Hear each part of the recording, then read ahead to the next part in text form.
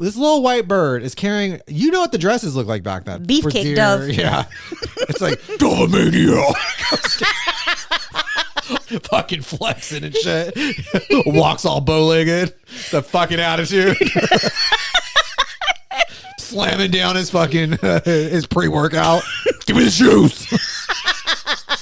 Fucking pulls out a needle, jams it in his ass. I just need a little roids. Don't look at my acne.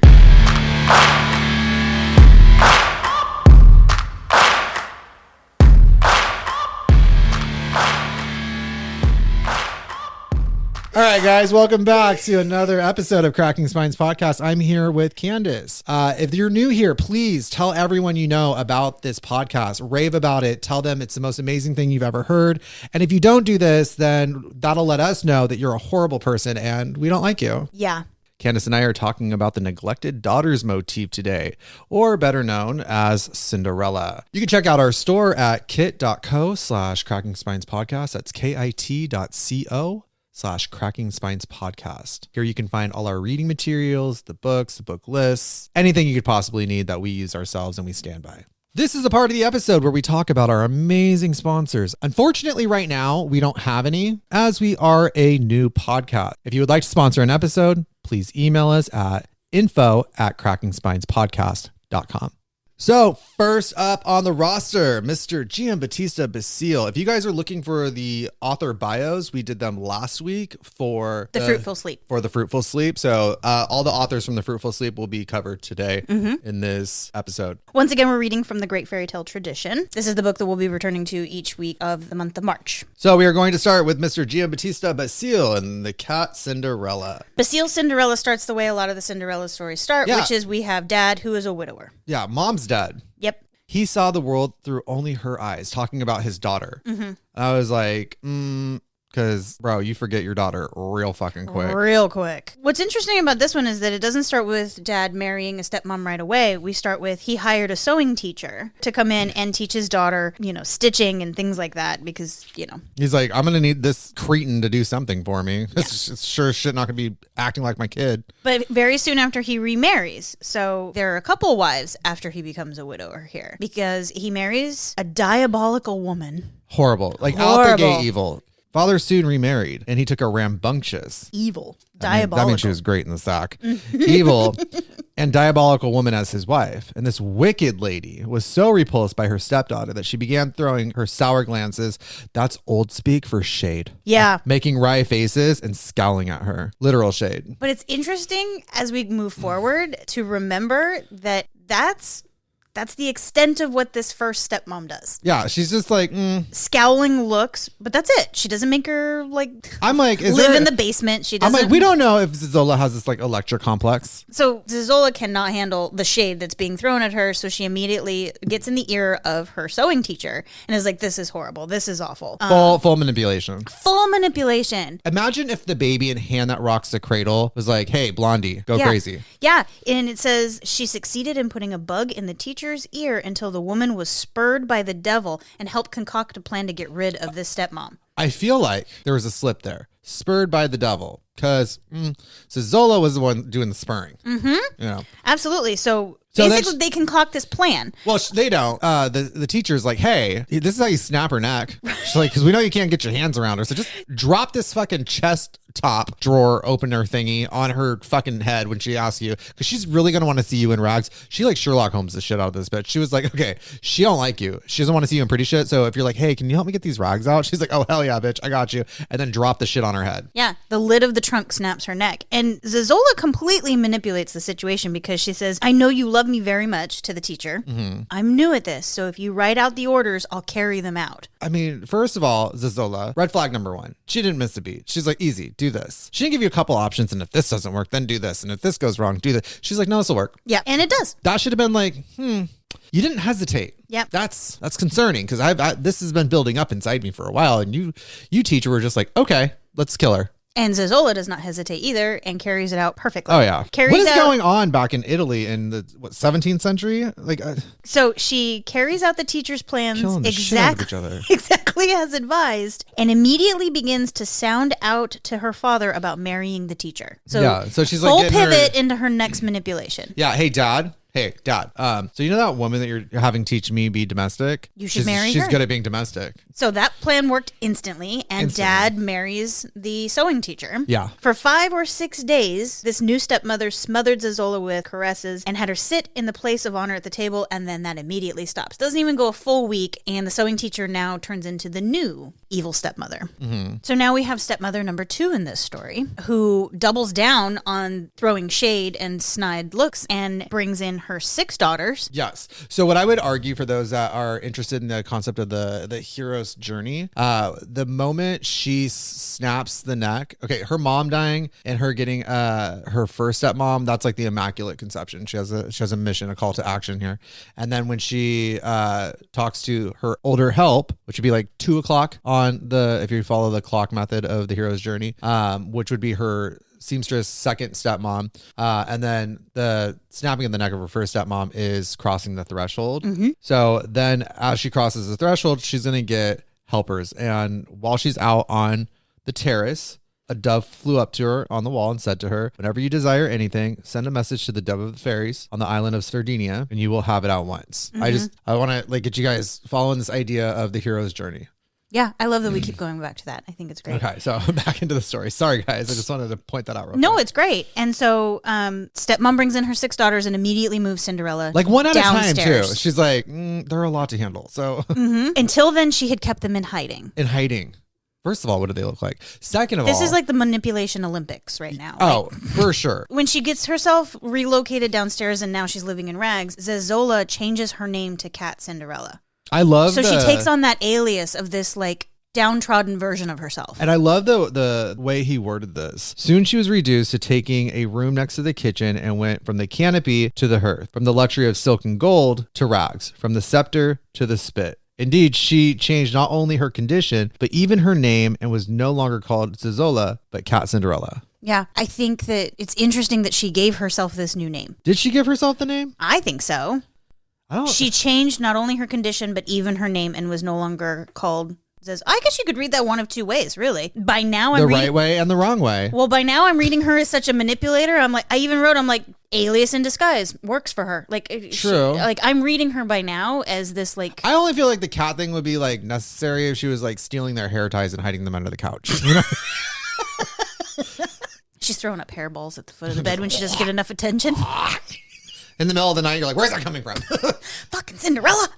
God damn it, you better be on the tile. Pet parents, you know what I'm talking about. All right. Moving on. So 6 stepdaughters have been moved in. Dad has to go off on a business trip, urgent business for the state. So he asks the stepdaughters one by one what they want him to bring back for them. Yeah. And then he's like, oh, yeah. And then there's you. Yeah. Finally, almost as if he were mocking her, he asked his daughter, and what do you want? Oh, and then she pulls this whole like, nothing. Nothing, but give my regards to the dove of the fairies. That's what it was. And ask her to send me something. If you Oh, I want nothing, but make sure you ask somebody to send me something. And if you forget, I wish that you're not able to move forward or backward. Like, She curses. she's like, I don't want anything. I only want this. And if you don't, I'm telling you, manipulation Olympics.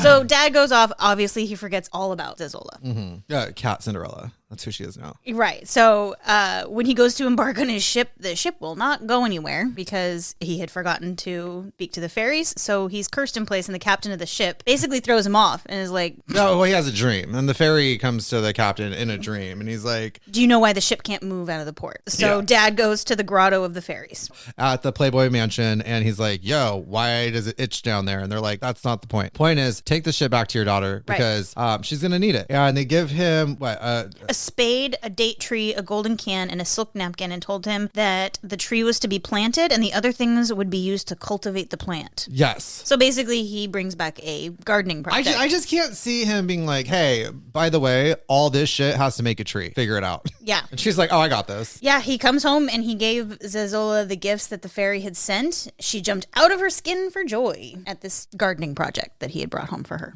So she plants the tree and she waters it, dries it with the napkin day and night, totally taking care of it. And Who dries their plant? the fairy said to do it, and it worked because within 4 days, it grew to the size of a woman and a fairy popped out. Oh, well. So the fairy says, what would you like? And she says, I wish to leave the house every now and then without my sisters knowing. Like, girl, you can't leave? You can't just walk out? Like, what are they going to do? Yeah. What are they going to do? So just go to the pot whenever you'd like. And basically, the fairy was like, use the tree to grow yourself a dress and change and just come back and change back into your rags. Yeah. So in this, if you guys have the Herder Dictionary of Symbols, you'll see that under dove, there's a lot of different definitions. But I think the definition that really plays to the name of what's going on in the book here is that it symbolizes moderation, because she's only able to go to that tree. Like, she can't stay in form of elegant Cinderella. So she has to return to undress and come back again. Yeah, go back to the snotty little trash that she is. Right, but it's a white dove, so that moderation also has an element of purity to it. Yes. Okay, so the tree is a symbolic reference to the mother, to spiritual and intellectual development, or to death and rebirth. Right. So again, we have that common element of death and rebirth coming from a symbol. We have had it with water, we've had it with fire, now we're having it with a tree. So the tree literally opens up its crevasse and spits out a fairy. Where did the fairy go after that? Back into the tree. Oh, gross. She's like, I don't like it out here. But all of this is in place of what traditionally you would see as the fairy godmother. Yes. A symbol of purity brings her this moderation, like not humility, not telling her to drop the manipulation game. Right. It's a tree of rebirth that she has to use in moderation. Maybe. Which is exactly what she says. Here's a thought. Maybe since she manipulated the situation from the get-go, the treatment that she received under her stepmother and stepsisters was a punishment for her manipulation. And she probably lived out the punishment enough for, this dove to come along and be like, hey, when you need us, we'll get you right again. Right. So paid her penance. Yeah. Right. This isn't permanent. Yet. Not yet. And that tree coming about in the story, the way it represents death and rebirth is because it's putting an end to life as she knows it now as Cat Cinderella, giving her the opportunity to find her prince and become Zezola again yeah. and be a queen. Whore. Sure. All right. Sorry, I'm a little bitter. A little bit. So soon after there's a festival, within seconds, she's dressed like a queen because she goes to the tree and she exchanges her rags, placed on a horse accompanied by all of these neatly dressed pages, where she traveled to where her sisters had gone, and mouths drooled with envy when they saw her enter. Well, I mean, okay, who's telling this story? Because I feel like that's an exaggeration. I've seen some beautiful people in my life, beautiful human beings. Never has drool left my mouth. I'd have to say the same. Well, the king sees her and has caught sight of the incredible beauty of Zezola and was immediately enchanted by her. I was like, was he? So this gets kind of interesting because the king sends out his loyal servant to follow her. That's a really shitty way to call a wingman. Yeah. He's like, hey, go get some information on her. Yeah. Okay, stalker. He wants to know. Why don't you walk up to her and introduce yourself? Try that. So he wants to know. This is seventh grade. Who she is, where she comes from, who her family is. And so the servant follows her. And as soon as she realizes that she's being followed, she just throws gold coins to distract him. Oh, which was given to her by the tree, by the way. Right. For that reason. For that reason. He completely forgot about her, gathered up the coins, forgot what he was in the middle of doing. And she was able to escape, get back to the tree, change back into her rags. No one is the wiser that she was able to go do this. No one's the wiser because they're all idiots. And the king is enraged, told him that he'd thrown away his pleasure for some shitty coins. That's the exact line. He'd thrown away the king's pleasure for some shitty coins, and at the next festival, at all costs, he was to figure out who the beautiful maiden was. At all costs. So the next occasion occurs. Okay. So this festival's going on for a week? I fucking don't know. It's been described as a fair. So she got home. She was able to put everything away, but here we go. Night 2 of the King's Festival of whatever this is. So quickly runs back to the tree, utters the usual words. Lo and behold, got her dress, got her jewels, got her everything. But upgrade. Yes. So I feel like the tree was like, you did what you were told. Okay, you can have a little bit more. Yeah, we're taking integrity lessons right now. Oh yeah. You kept your word. Very that. A little bit more. Yeah. So she goes to she ends up going to the second festival, the second party, and once again, here comes her little wingman. First of all, who is this wingman? What does he look like? I want to know. The servant? Yeah, the king's servant. He looked. I feel like for all the nerds out there, if you've seen Lord of the Rings, you know that one guy that's like worm tongue. She's more nerdy than I am normally, but Yeah, not on the Lord of the Rings stuff. Have you seen Lord of the Rings? I saw the first trilogy. That's it. I haven't seen anything since. Okay, so and I saw it like years ago. You know the king that's like kind of like poisoned eyes and all that? Yeah. Okay, you know the little dude in black? Oh, yeah. Okay, gotcha. Yeah, caught the king's affection once again. And once again, the king is like, hey, manservant, you go follow her. You go find out. Yeah, where she... I he cannot can't be bothered to ask her. To ask a single fucking question. Like, what's your name? She's like, where are you from? Zoe? People call me Zoe. Right, so... It's just... This time, as she's fleeing, she throws pearls and jewels on the ground, and the servant immediately could not ignore them, starts picking them up, and she's able to get away. You're just chucking around jewels and pearls like willy-nilly? Yeah. Like, do you know a value of anything? First of all, you should be hiding those somewhere because the weight in gold, that shit goes up over time. Well, it's what the fairy told her to do. It's called an investment. That's why she has them. Is the fairy not teaching you like financial responsibility? No. Oh, Fairy lives in a tree. True.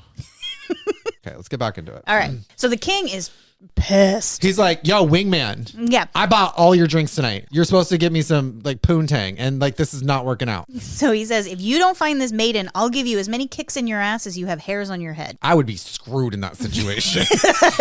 I have a lot of hair. Yeah, I know. I do it. All right, so another occasion comes along, and the sisters leave the house. Zola goes to the tree. Here we are, third round of this shit. And she gets an upgrade again. Yeah, I love the conversation here. So it says this time she was dressed in splendid fashion and placed in a golden coach with so many servants around her that she seemed to be a whore surprised during a promenade and arrested by constables who surrounded her. So like back in the day, like whores weren't allowed to, hookers, sex workers, as we say today, were not allowed to ride in coaches or anything like that, like at all. And if they were caught, then they would be arrested for it. Mm-hmm. It's almost like sweating like a whore in church, but not really. Like there's so many around her. It seems like she's in trouble, but really that's not the case because she is like, let's not forget, she apparently comes from nobility. So like, you can't take that away from her. They just make her look like shit. Right. So she attracts all the attention again, goes to flee. That is so like her. She shows up and she's like, look at me. Yep. And we're like, okay, we gotta, this is like the third time you've done this. The third time the music. You're gonna run away again? The music stops. Everybody gasps. Someone's the whole drooling. room gets quiet. Someone slips in a puddle. Yeah.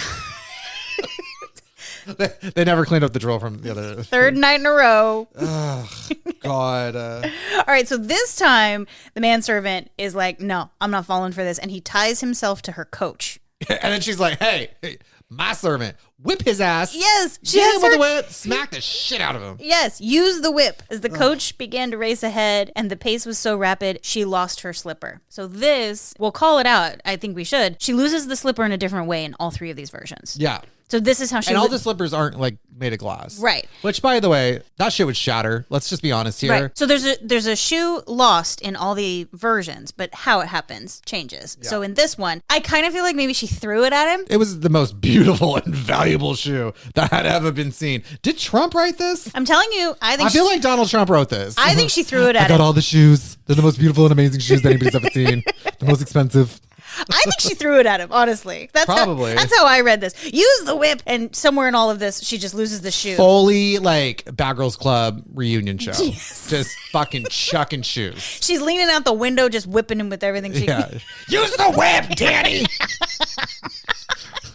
He's like, holy shit, I didn't sign up for this. I'm gonna keep taking the fucking coins. I'm paying over this shit. Fucking... It's fucking taking shots to the face, the neck. And he's like, I'm fucking tired of this thing. I can't get off. Just fucking getting ruined. I can only imagine him walking back to the king and the king's still pissed. You're still pissed? Bro, do you see my face? I did everything. Would you do this for anybody? No. Dick. Get your own women. Fucker. Shit, when I find her, I'm going to propose. All right. So this poor I fucking hate kings. Can we just talk about how much I hate kings? This poor bastard falls off the coach, goes flying, but he manages to pick up the slipper from the ground, brings it to the king, and tells him everything that happened. And the king's like, I like her.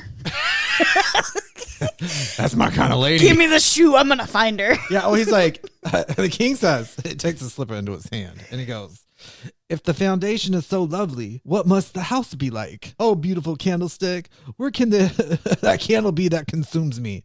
Oh, tripod. That's being real generous to yourself. Oh, tripod of the beautiful cauldron in which my life is boiling. Oh, beautiful corks attached to the fishing line of Cupid with which he has caught his soul. I'm like, that is a really fancy way of saying you have a foot fetish. Yeah, I wrote creeper in the I wrote foot fetish kind of guy. Yeah. You have already captured a white foot. Now you have taken hold of a melancholy heart. Through you, she who rules my life is taller by half a foot. So this is like a 6-inch stiletto. That he just recited a soliloquy at. Yeah. Now, a royal proclamation goes out that all of the ladies in the land are to come and try on the shoe, which is very quintessential Cinderella. Yeah, very that. Soon all the women arrived. Yeah, Basile wraps this shit up super fast. Yeah, and he's also like really much a dude when he does it. Mm-hmm. Soon all the women arrived. The nobles and the commoners, the rich, the poor, the young and old, the beautiful and the ugly. Yeah. One by one, they all try on the shoe. They could not find the foot that fit in it. And the king's getting a little desperate at this point. He's getting a little agitated. He ordered everyone to return tomorrow. Do penance. Yes. With me one more time. Yes. But if you truly love me, do not leave a single woman home, no matter who she may be. And that's when the prince said, yo, I got a daughter. She's worthless. And a disgrace. She doesn't deserve to sit at a table where you eat. And the king's like, nah, you still have her come try on the shoe. Like, I want to remind you something. So here he says, I have a daughter, but she always looks after the hearth because she is worthless and a disgrace and doesn't deserve to sit at the table where you eat. Let's go to the opening. Once upon a time, there was a prince who was a widower, and he had a daughter who was so dear to him that he saw the world through only her eyes. Yeah. What happened to you, Dad? Dad's been manipulated within an inch of his life. He's like a shell of a man. I mean, she kind of did it to herself. She put this whole wheel in motion. But hell yeah. Okay, so they returned the next day. Oh, not just that. But the king is like, you're a fucking dick. She's going to the top of the list. Like, yes. She got on the VIP list, doesn't have to wait at the rope. Everyone's like, who is she? And she's like, if you knew, you wouldn't be waiting. And she just walks right by everybody. So they returned. They returned with Zazola, and as soon as the king saw her, he had the impression that she was the one that he desired. Like he recognized her. And then it was time for the slipper test, which goes exactly. But like, here's the thing. Here's a great thing. He's like, you're gonna eat with me first. Like your dad said, you're not worth it, but I'm putting you here. You're eating with me. Right. You and your ashes. Right. And then, in her rag, she sits there and they have a meal together. And then, they eat, and then it was time for the slipper test. We wrap this up in like 3 sentences. Like all of a sudden, like, the shoe fits, magic, and it like flies onto her foot. The king takes her in his arms, puts her on a throne, puts a crown on her head, and orders everyone to bow and curtsy to her as the queen. I mean, like in a blink of an eye. Like they didn't even say like nuptials or whatever they're called. No, just like put a crown on her, everyone bow to like, her. This is how weddings work. Yeah. I'm the king. So when the sisters saw this, they burst into a rage and did not have the stomach to bear the agony of their breaking hearts. So they slipped off home to their mother, confessing in spite of themselves that you must be mad to oppose the stars. The end. So I want people to notice that Basile tends to bring up celestial bodies quite often. Moon, sun, stars. Just putting that out there. Okay. Shall we talk about Perrault? Let's talk about what Disney absolutely ripped off. Yes. By the way, everybody thinks it's the Brothers Grimm, but it is not. It is this version. No. So I'm going to make this disclaimer again. All of this is what's called public domain, meaning it's free for anybody to write their own version of, readapt, like change, whatever, what have you. The only way like you can readapt, write, or change a story that's been copyrighted is you have to change at least 30% of it. At least. And when it comes to these short story elements, like 30% would completely lose. You have to be really talented and really creative writer to not lose the essence of the story you're trying to tell. And Disney came along and took a lot of these and we're like, you know what? We're going to copyright it because nothing's saying that we can't. So we're just going to copyright it. As our story. It kind of makes me want to go copyright Giambattista Basile and everybody but Disney's allowed to use it. Right. Like everybody but Disney's allowed to use it. But this is what they do. This is almost like verbatim the Disney version that you all have known and come to love. Yeah. So Charles Perrault's Cinderella, or The Glass Slipper, starts with a gentleman who took a woman for his second wife. So we're right into it where the stepmother is introduced. Yeah, mom's dead. Right. She has 2 daughters. So we only have 2 stepsisters this time. The same temperament and the exact same appearance. Right. Meanwhile, the husband had a daughter whose gentleness and goodness were without parallel. Yes. She got this from her mother, who had been the best person in the world. So Okay, right off I the mean- jump, we are hyperbolic AF. Yeah, like, to who? Right. To who? This is I very- don't know his mom. I don't know her mom. What was her name? If she was the best, how come we don't know her name? It does have a Disney vibe because it's all very heavy-handed. Yeah, I'm like, girl. So no sooner had the wedding ended and we're in it. Cinderella's doing all the demeaning tasks because the stepmother feels that Cinderella's beauty and temperament and good qualities make her daughters appear all the more detestable. She does not like the juxtaposition. Not at that all. That is Cinderella and her daughters. Yeah, like doesn't even hint at it. We're just like full send. And for I those- don't like you because you make my daughters look worse than they really are. For those of you that don't understand the term juxtaposition, when you read up on the definition of it, it can be a little confusing. All it really means is compare and contrast. Simple as that. Like you're using one situation or person or thing to highlight the better or worse qualities of an opposing person, situation, or thing. Which Perrault has done here on the nose. On the nose. Right. So, Cinderella is sleeping on the straw mattress and she's doing all of the demeaning tasks. The poor girl endured everything with patience and did not dare complain to her father, who would have only scolded her since he was totally under the control of his new wife. I underlined that sentence and I wrote whipped right next to it. Yeah. And then I thought of that, like when I was writing it, I wrote whipped and I could hear the whip app from Big Bang Theory. Yeah.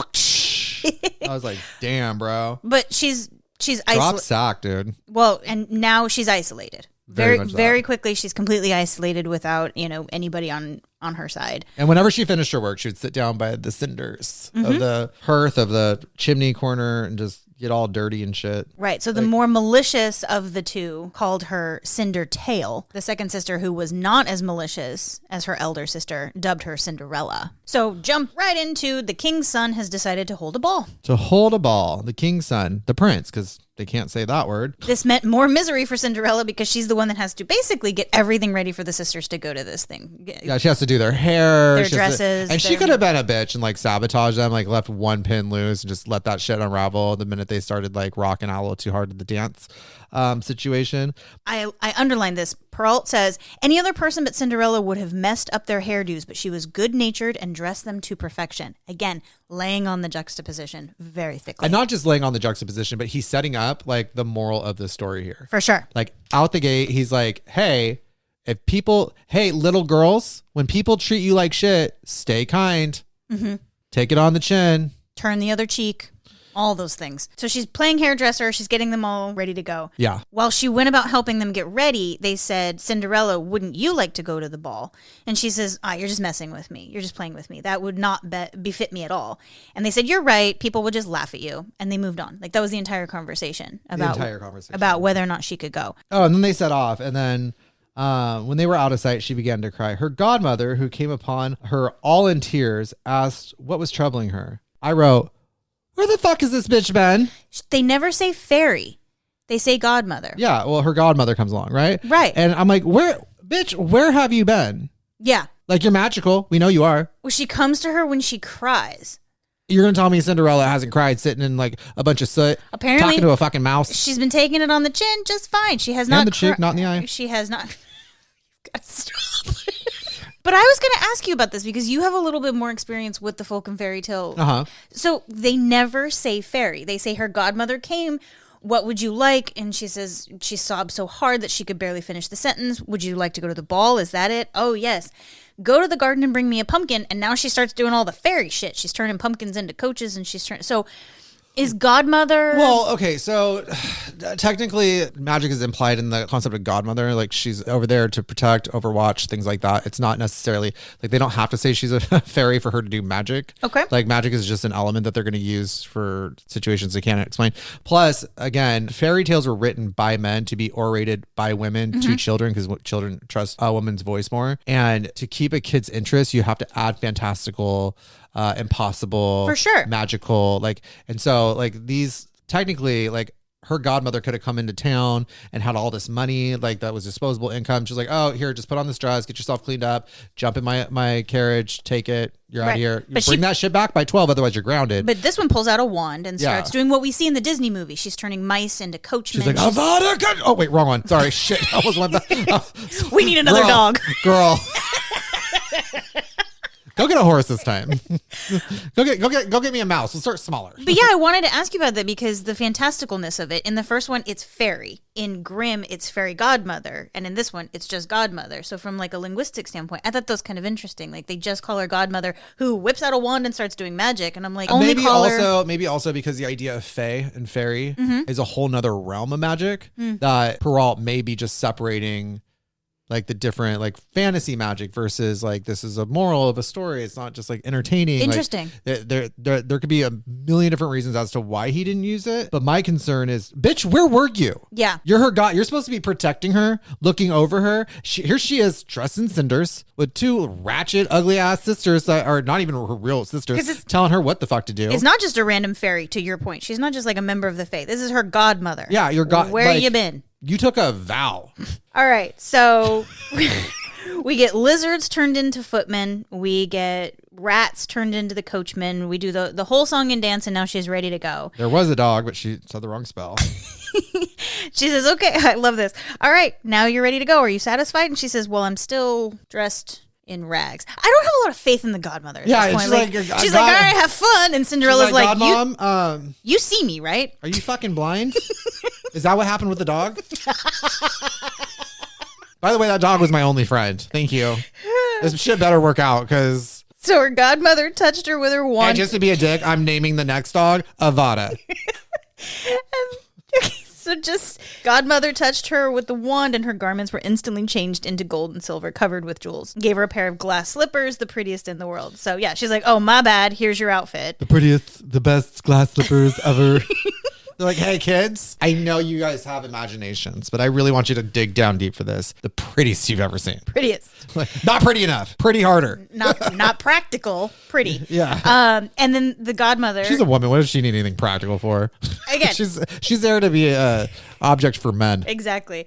When she's thus attired, she got into the coach, and the godmother, who for whatever reason says you can't stay out past midnight. It's called setting a curfew. Because the godmother's because on top bad of girls shit. Get pregnant after 12. Everyone knows this. Or she might be a mogwai. We don't know. Nothing good happens after midnight. She just fucking turns into a gremlin. So if you remain at the ball, Spike. One moment. Origin story. Or the girl one origin story. She used to be Cinderella. All right, so the curfew's been set. If she stays a moment past midnight, her coach would become the pumpkin again, the horses become mice, so on and so forth. So she departed, overcome with joy. Overcome with joy. And then she just gets to this. I had to write some shit about this because I'm thinking nowadays how things work out, right?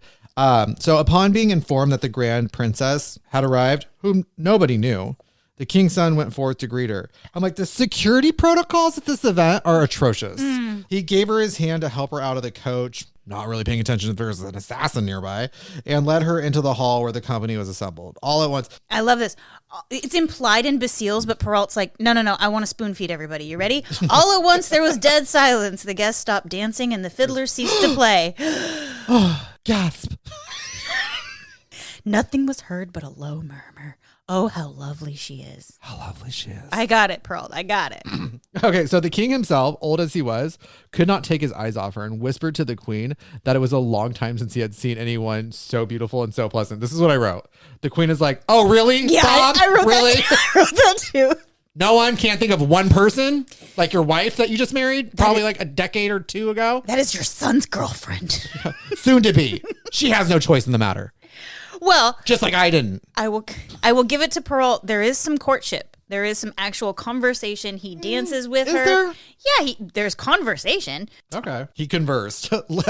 This is an example of men doing the bare fucking minimum, and people are like, look, they did something. Yeah, the bar's been low since, what is this, the 18th century? The bar has been low since the 18th century, everybody. Yep. So they dance, they converse, he's put her in the seat of honor, but the clock strikes 11:45 and she knows she's got to hustle it the hell out of there. She got to get out of there. She got to get out of there. Granny going to whoop her ass. Well, godmother going to whoop her ass. So she arrives home. She saw what she did to the dog. She's not fucking that. No She's not risking that one. She's like, everyone's like, where is this part about the dog? So as soon as she gets home, she's looking for her godmother because she really wants to go to the ball again the next day because the king's son had invited her to return tomorrow. Apparently, like, these festivities last weeks, days, I don't know, but it's not just a ball. And she seems to be really informed on how these things work for having been playing in the ashes. And she totally plays into it. Like, here comes plot twist, they were her mom's ashes. Ew. I don't know why I thought of that, but we'll go with it. So dad and stepmom come home with the stepsisters, and Cinderella's like, oh, it's so late. She's already practicing for marriage. Yawning and already practicing for marriage. All right, sorry, I'm asleep. Rubbing her eyes and stretching as if she'd just been woken up. The ruse continues, and the ruse. They tell her all about there's this beautiful woman. You would have been amazed at her beauty. They brought the low murmur. How lovely she is. The most beautiful princess attended it. Mm-hmm. The most beautiful in the world. We get it, Pearl. She said she paid us attention over 1,000 times. Right. And how much you want to bet they have really cheap blonde hair, stand funny, and have a really bad spray tan? It's orange. Also, and in a purely petty move, I don't know if there's another word for it, but Cinderella smiles and said, oh, couldn't I have a chance to see her? Would you loan me your yellow gown so that I can go? And the stepsister's like, yeah, like I'd do that. Yeah, and then Cinderella fully expected this refusal and was delighted by it. I was like, petty setup, I like it. Yes! I wrote petty setup, I like it. She was like, gave you a chance. She's like, think I could see? Mm-hmm. No, okay, I'll remember that. So the next day, they're at the ball, and the king's son never leaves Cinderella's side. Yeah, no. Saying sweet things to her, dancing with her, spending twerking. the entire shots. Shots, like from the windows to the walls. Took everything in my millennial body not to finish that sentence. Oh, what about the sweat dropping down his balls? Yeah. While her two stepsisters crawled? Well, they'll be crawling later. Well, maybe not in this one. Next one. Skirt. All right. But this time she's having so much fun, or maybe too many shots. She forgot godmother's shots. Forgot She hit them Jaeger bombs a little hard. She forgot the advice and was oblivious when the clock began to strike 12. Her titty was out. Didn't even know it. All those layers, just fucking full sun. This nipple staring at everybody. So she's like, oh God, I gotta go. Okay, so first, is it your coach? Is it your coach? Is that the clock? What's that wall thing making noise? I lost count. Is that 11 or 12? Is it?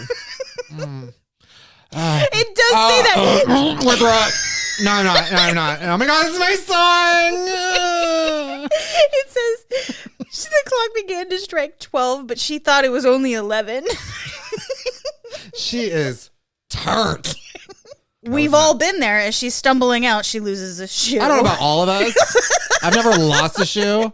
It's like Jenna Marbles once famously said, women, ladies, it's not till drunk do us part. It's till home does us part when it comes to your shoes. So her drunk ass stumbles out and loses a shoe. So the prince picks up the shoe. Cinderella reaches home without breath and blah, blah, blah. Again, she takes off running, right? And they're like, oh, we just saw this like peasant chick running by. Because he's like, what happened to her? Where'd she go? You know, the prince is like, where did this beautiful woman go? And the guards are like, I don't know, we just saw some peasant run by. Again, the security. What is going on with the security here? Are they getting paid? She barely made it out of there in her rags and yeah. So they're like, yeah, but you know, she lost her slipper in the process of running away, right? And they hand it to him, and undoubtedly he was very much in love with the person who had worn the slipper. And I wrote love or lust because you guys have known each other for like 2 days. Right. Well, and he issues a proclamation that he will marry the lady whose foot fits in the slipper, which I wrote, you could ask or whatever. I wrote, bro, she ran away from you. Doesn't she get a choice? Yep. So now we are men. Quintessential Cinderella. Now we're looking for the maiden whose foot fits in this slipper. So he's like, let's go door to door, figure this shit out. We're going to find the 5 little piggies that belong in here. Right. And so the 2 stepsisters. They try. It's their turn. They try. I think Perrault was a little nice to them compared to other iterations of this story. Yeah. So could not fit on their feet. Cinderella, who witnessed their efforts, recognized the slipper and said with a smile, let me see if it's going to fit me. Oh, and this is the best part. Those 2 hoes that live in her house, right? They're like, ha, ha, ha, yeah, okay, bitch. You could just hear how smug she probably said that. Oh, she probably... Why don't you let me try? I feel she's probably like, oh, let me see if it'll fit me. Like playing innocent and stupid. Right. So she asks to try and the sisters laugh. Everybody's ridiculing her. Everybody's like, okay, whatever. But to the astonishment of the two sisters, not only did it fit, but she pulls the other shoe out of her pocket. Like she's got the full set. And that's where the petty comes in. Yeah. She's like, they're like, oh, it just happens to fit her. She's like, oh, but wait, there's more. And at that moment, the godmother arrives because, why not? And this is what I said. Bitch, wait it again. I literally wrote, bitch, wait it again. She gave a tap of her wand to Cinderella's clothes, and she became even more magnificent than all the previous garments that she had given her. And then these like asshole sisters, which I don't believe this part for a second, threw themselves at her feet and started begging for forgiveness. I can understand one of them doing that. I believe them doing that. I don't believe the next part. Cinderella embraced them, saying she forgave them with all her heart and begged them to love her. What? I believe that. What? I believe that because she's doing that whole like, I asked you to love me. You're wondering why you're working in the kitchen at the castle? Well, no, because she gives them apartments. But what's really interesting is that the last line of this, it's not about Cinderella and her prince. It's she gets married, and then the last line of this gave her sisters apartments in the palace and had them married the very same day to two great noblemen of the court. And I wrote gross. Yeah. It was Let's a very talk about the moral, though. Interesting way to end that. Yeah, go into the moral. Perrault always attaches like a moral or something to all of his stories. So this one says, tackle that one. Woman's beauty is a treasure. Well, it's all they had back then because, I mean, you couldn't be ugly and no one wanted you. Right. And you were worthless. Okay, woman's beauty is a treasure that we never cease to admire, but a sweet disposition exceeds all measure and is more dear than a precious uncut gems fire. Now the fairy's gift to Cinderella, according to the story, was what she taught the girl about love and glory. And she did it so well that Cinderella became queen. Indeed, the story has a moral to be esteemed. No, he's going to keep going. Beautiful ladies, it's kindness more than dress that can win a man's heart with greater success. In short, if you want to be blessed, the real fairy gift is graciousness. Bullshit. I'm sorry. So, like... Kindness is more than a dress because the second she took off the dress, he didn't recognize her. Yeah. And... kindness can win a man's heart with greater success.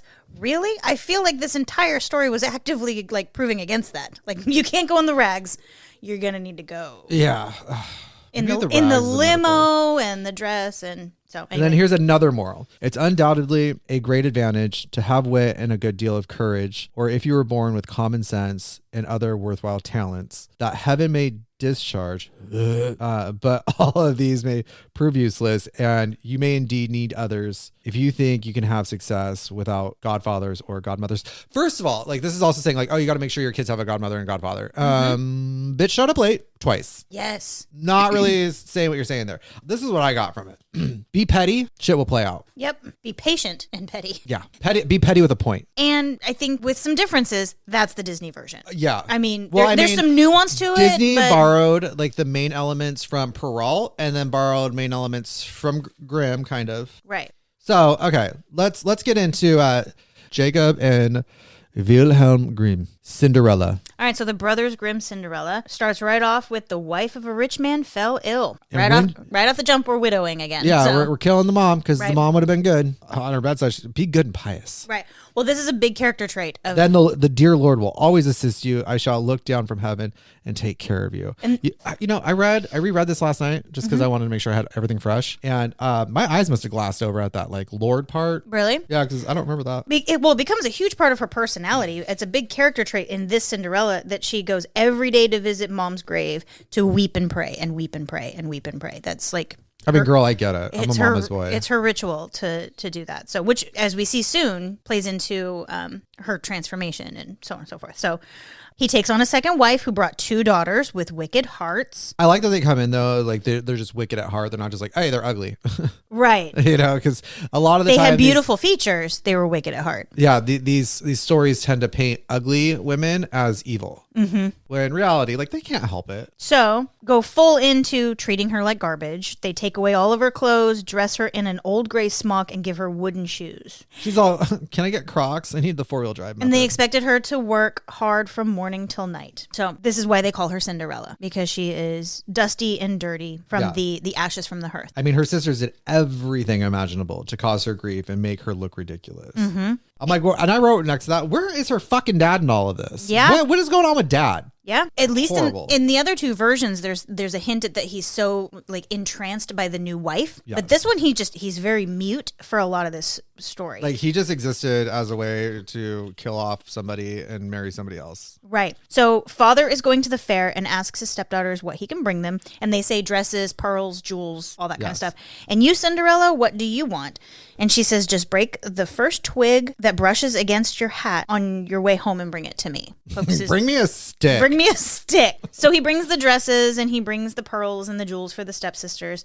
And as he's on his way home, a hazel twig brushed against him and knocked his hat off. So he broke off the twig and he brings it, and that's Cinderella's present for this. She thanks him and she goes immediately to Mom's grave where she plants it and wept so hard that the tears fell on the twig and watered it, and it quickly became a beautiful tree. Here's my question. Back to the tree. How did she know that a twig was going to knock his hat off? Is he that fucking stupid that he forgets every time? Big hole in the story. And B, how did she know it was a twig from a tree that could easily be propagated? Because there are some trees you can just break them off, put them in water, throw them in dirt, and then they'll... Right, because Basile's version, it was like, go to the fairies and have them bring me whatever it is they think I need. Yeah. This one, she just has this... She's like psychic and magical tears. Yeah. Again, big hole in the story. So anyway, here comes this big tree, to which now Cinderella goes and sits beneath that to weep and pray every day. And a little white bird would come along to the tree, and whenever Cinderella would say, whatever she wished for, the bird would throw it down to her. Yeah, whatever she So had it's like requested. granting her wishes as she sits under this tree and weeps. And while this is happening,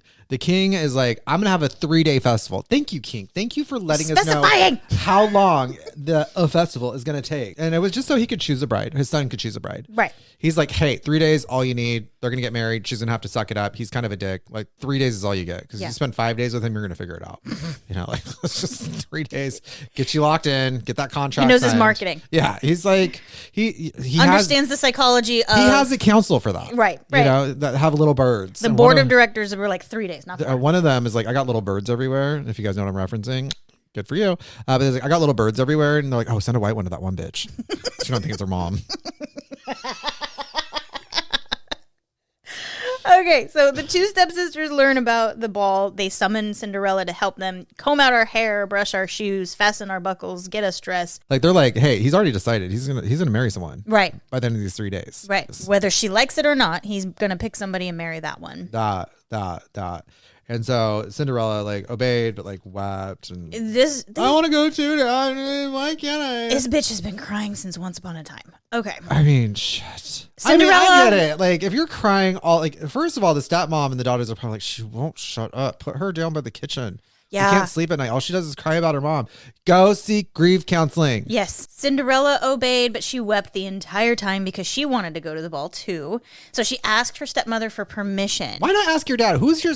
Why? Is it like because back then, like, ladies were in charge of the ladies and fucking goddamn it. House and parenting fell to mom. So stepmom is in charge of all things parenting and house decisions. And so she says, okay, sure, you can go. But clean this up first, bitch. And throws a whole bunch of lentils and like black eyed peas or whatever into the fire.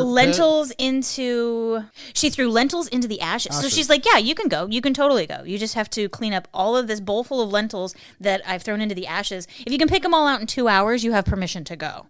I would just scooped them up and then like rinsed them off. Well, not this Cinderella. She's a Disney princess apparently because she asks the birds to do it for her. Oh yeah. She like whistles. Oh, the birds that one dude from the council sent. Yeah, like, she whistles and here they come. He's like, all right, so that one bird's not exactly working. We need to send more help. Yeah, pigeons and turtle doves come down. She has down. really nice feet. So pigeons and turtle doves come flying into the kitchen and they get the job done for her. So she goes and she's like, okay, I did it. I want to go. Where's my dress? And her stepmom's like, no, you really don't have anything to wear. And you don't know how to dance. I love that they keep throwing that at her. You don't know how to dance. So you can't go. She's like, oh, but I picked everything out. And they're like, no, you had birds do it for you. Yeah. Like, you didn't do it. Yeah. That was like, that's the caveat. You had to do it. You can't like magically talk to fucking birds, crazy person. And they're like, no, you don't have any clothes. You don't know how to dance.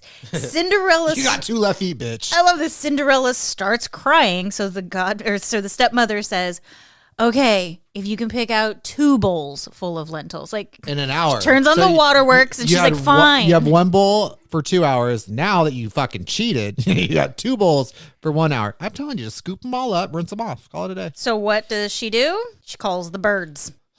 She cries out, oh, you pigeons and turtle doves, all of the birds under heaven, come and help me pick these out, which they do. They all fly down. They do the job for her. Hold on. It says, eventually all the birds under heaven, a lot of fucking birds, swooped down, swarmed into the kitchen. I wrote, fucking gross. Yes. I don't want birds and their mites and their fucking weird ears in my goddamn kitchen. And it settled around the ashes, and they started picking, pack. Fucking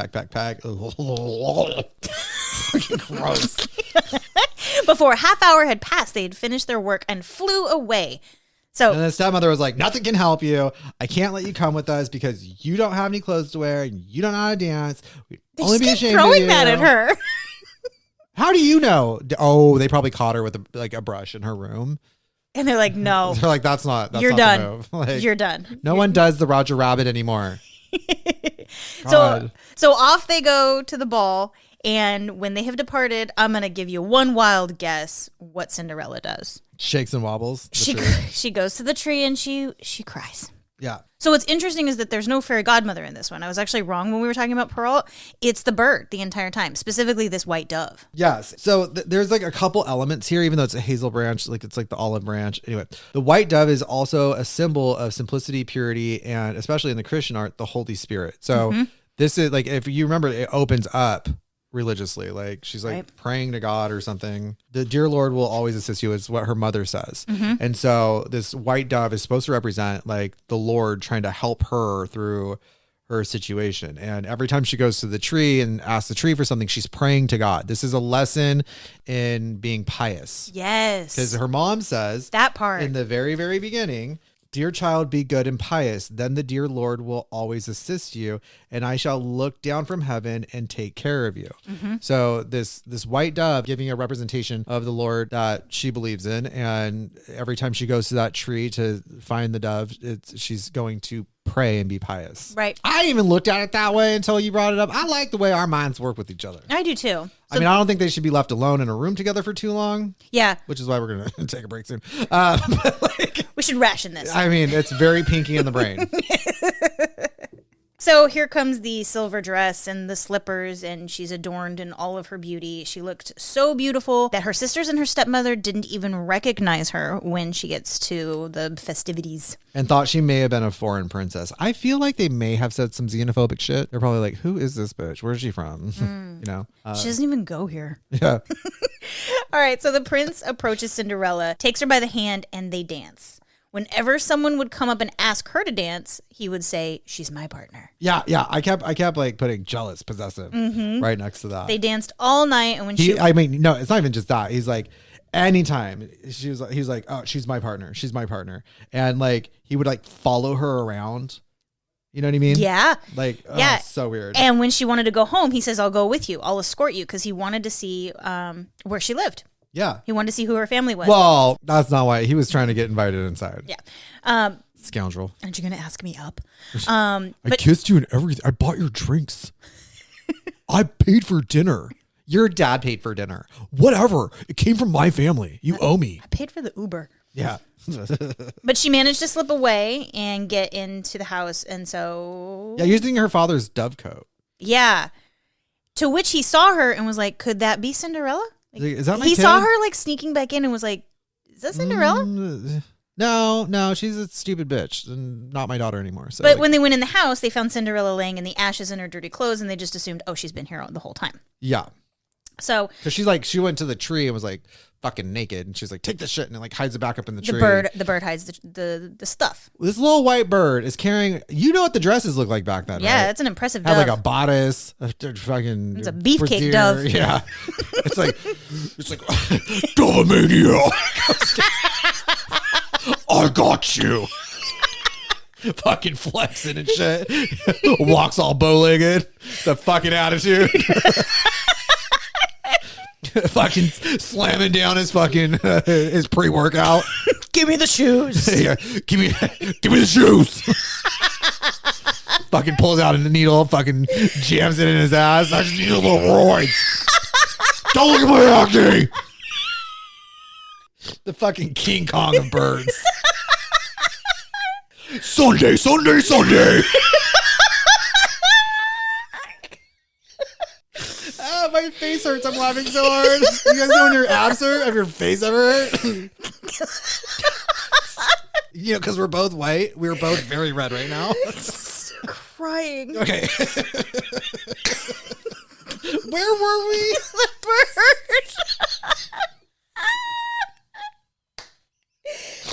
It hurts. Everything hurts. Everything hurts. Everything. Okay, so the bird has put everything away.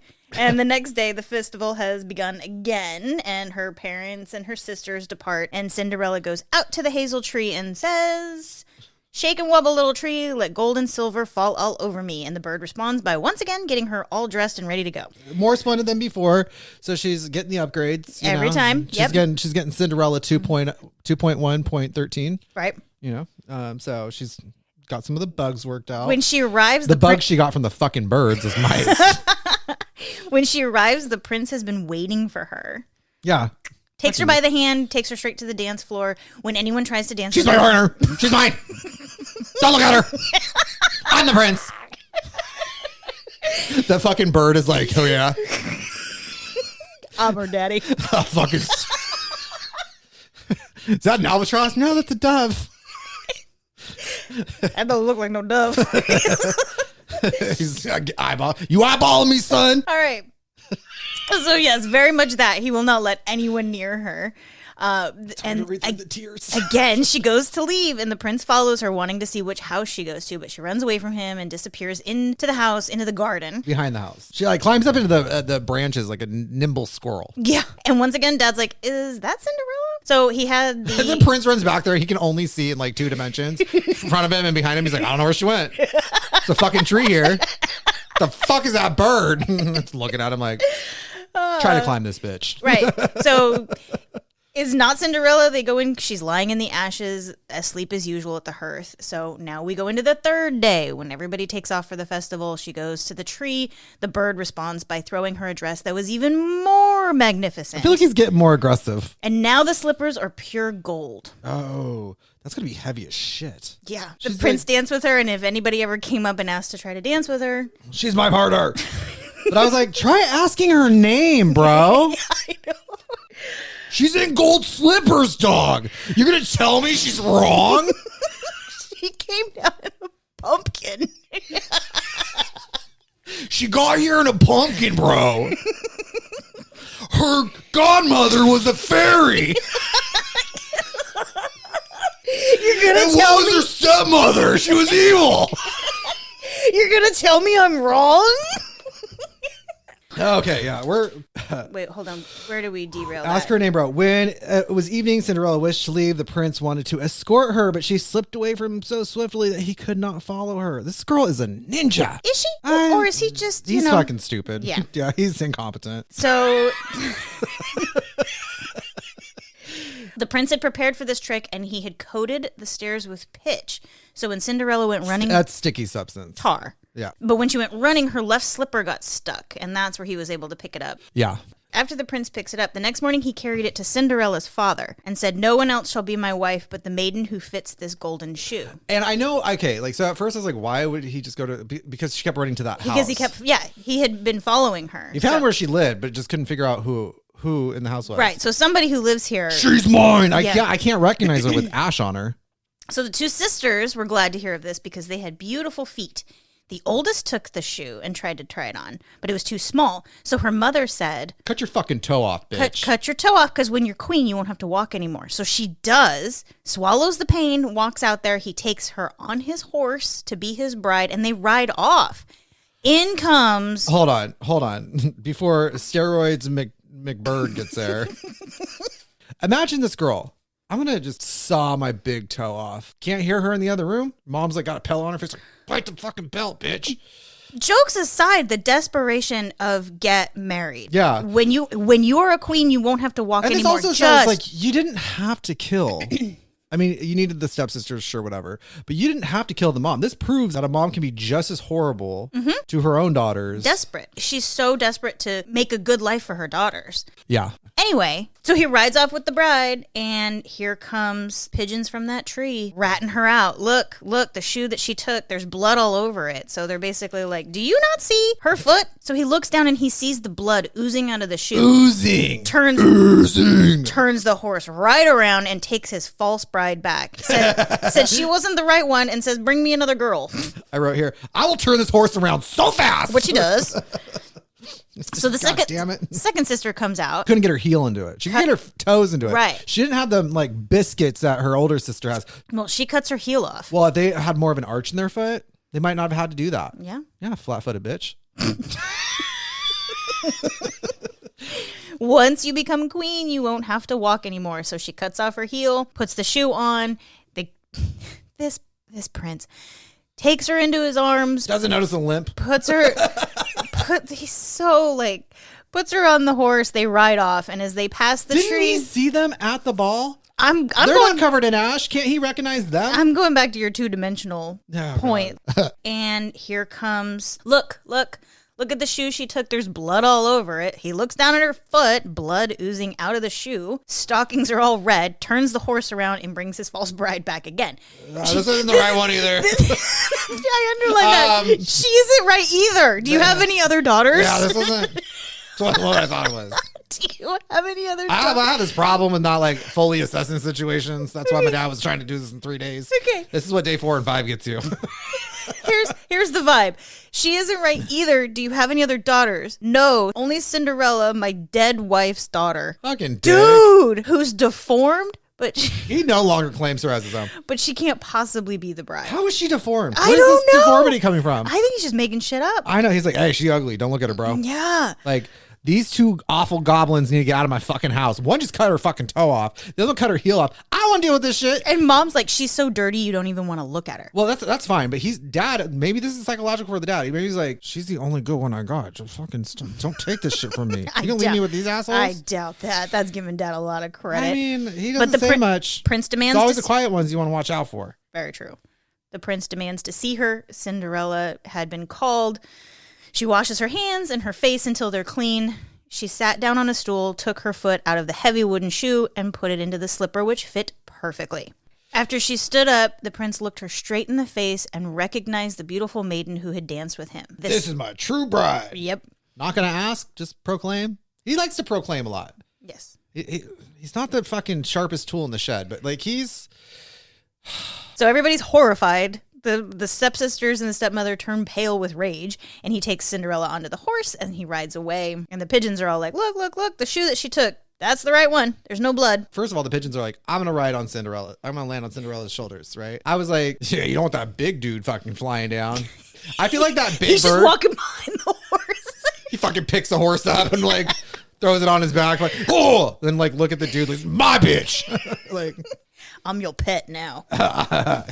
you better have the finest cage from me. All right, so I want a perch. On the day of the wedding, because we're jumping right into the wedding day. Yeah. Don't give this girl any time to like figure this out. No. She's like, I'm surprised it's another day. It's Yeah. not that afternoon. During the wedding, the stepsisters show up. yeah, to ingratiate themselves and to share Cinderella's good fortune. They're just like, you know what? I cut off a toe. I cut off a heel. Our mom's a bitch. We see it now. We want to be like your friends or whatever. Right, they hobble into the church. And when the bridal like couple set out of the church, the older sister was on the right, the younger one on the left. Doesn't really matter. Suddenly the pigeons appeared.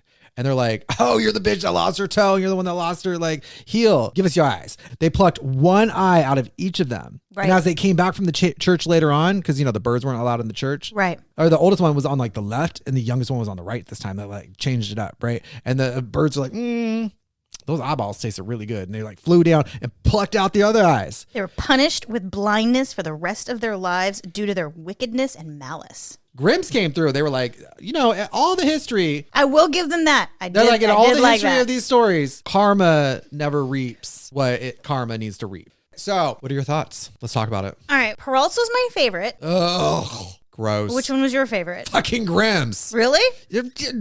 Cut off their toes, pluck out their eyes. Fucking Hulkamania. Like, yes.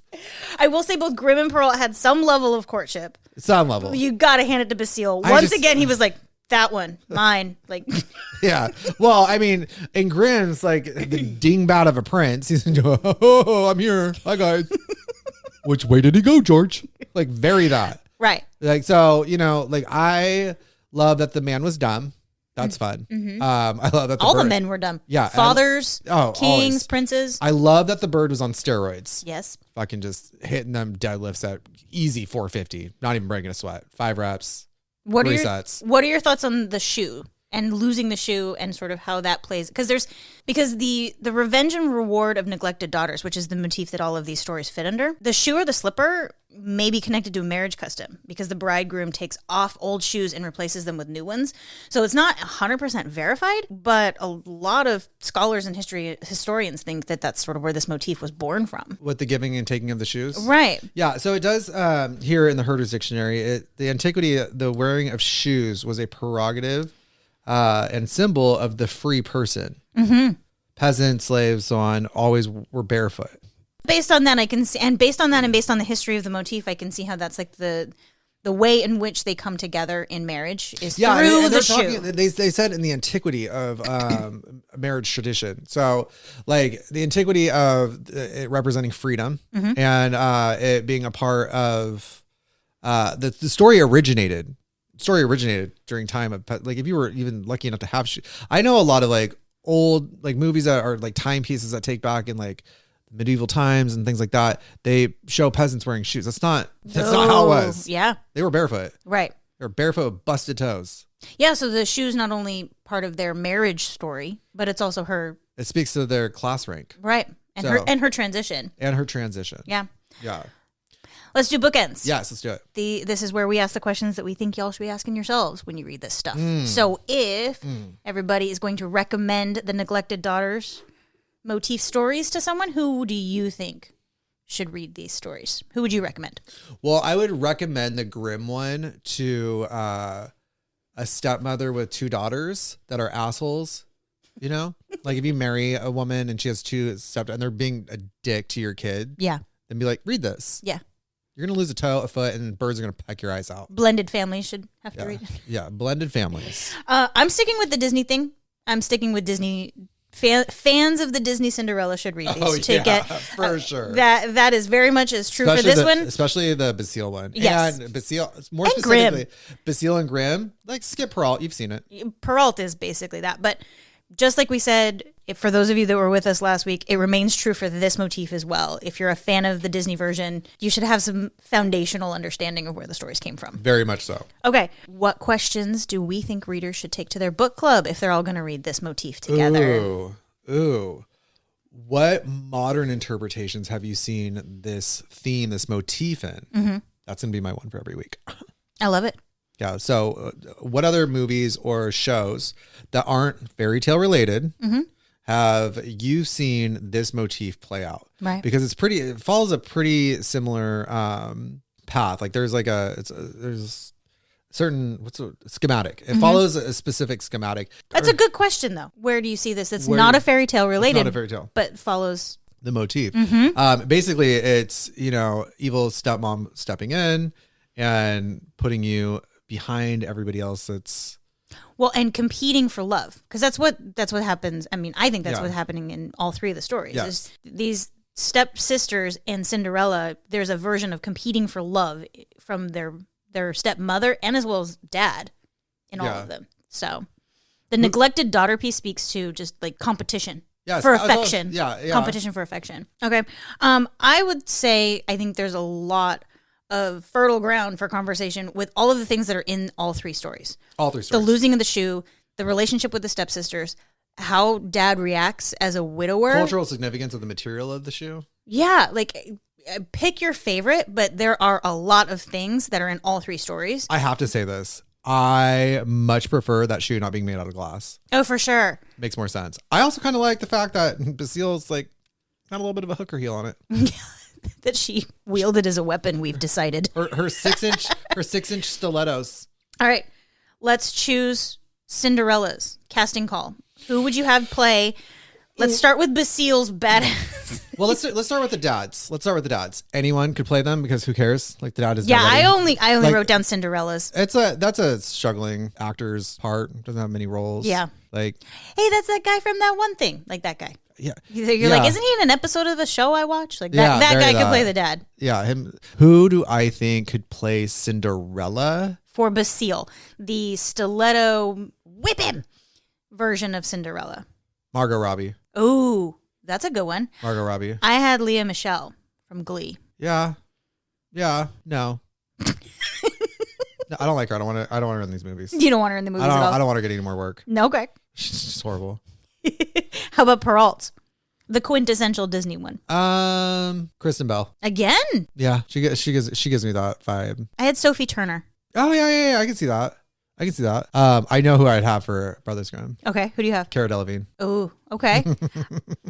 I had Elle Fanning. Oh yeah, that'd be good. That just big, doe-eyed. Yeah, I mean, you could do any of the Fannings really could play that role, but Elle Fanning. Yeah. I mean, I know that she was in. Isn't she in Maleficent? Yes. So I know that there's a little bit of a crossover there, but the Grimm version of the crying and the weeping and the piousness and the crying and the weeping and. I'm gonna change out. Okay. I'm gonna put Cara Delevingne in Basile. Okay. Who do I have for Basile? Margot Robbie. Margot Robbie. I'm gonna put her in Pearl. Grimm. In Grimm. Yeah. Yeah, because I feel like Margot Robbie has more of a like crying. Yeah. Petty as fuck. Yeah. Yeah, I'll put her in Grimm's. That's a good one. Okay. All right, guys, thank you so much for joining us again on another episode of Cracking Spines podcast. We had a hell of a time this week. Hopefully you guys laughed as hard as we did. I have a little bit of a headache. Join us next week where we'll be talking about dangerous wolves and naive girls. From the same book. And one of the stories will be out of the other book, Folk and Fairy Tales, as edited by Martin Hallett and Barbara Karasek. Both books can be found on our store. In the March collection. In the March collection, kit.co/Cracking Spines podcast. All right. I think that's all the time we have for today. We'll see you guys next week. Sunday. And we're out. Okay, so of the three stories. Four. There's three. There's four. There's three Cinderellas that we read. There's four. There's four in the section. We only read three of them. Oh, really? Yeah. Oh, wait. Which one were we not reading? Is this the one I hated? The Dolnoy. I have so many thoughts. Wow, you think somebody would pay attention at the meetings, but only professionalism here at Cracking Spines. Oh, no. I just read the whole section. I mean, if you want to talk about it, we can talk about it. It's the Finette syndrome. That one? Yeah. Yeah, no. It's so off kilter with everything. Okay. All right, let's back up. Are you sure? Okay, good, because that throws everything off. Like every kind of like theme or motif. I'm like, well, except for that one. I should not have said anything and just let you just talk about it and be Just like, what are you doing?